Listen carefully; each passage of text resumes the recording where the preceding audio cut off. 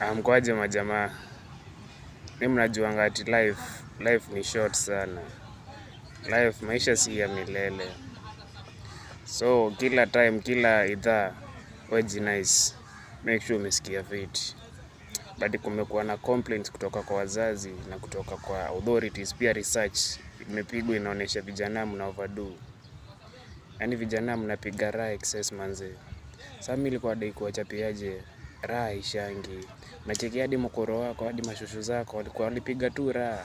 Na bado iko, wewe ndio utaisha, vitu za dunia haziishangi. Utaisha uziache hapa, watoto wako wakuje, waziache hapa, kama ni miraa, bangi, nini, wanawake, hizo vitu zote ziko.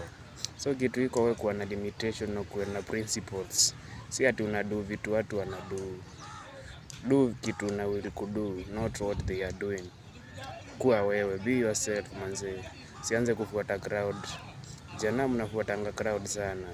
Hata kama ni ngoma inyanyarika peke yako, si kila saa unanyanyarika na mamorio. Saa zingine pia ni muhimu unajitaka mkutano, unamedi peke yako, unafikiria life yako manze.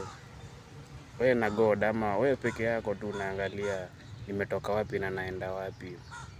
Vijana siku hizi tuko so busy hadi hatupati time yetu. Napata huna time yako, mtandao nini, futa, biz, chapa lazima tusake but bado kuwa na time yako.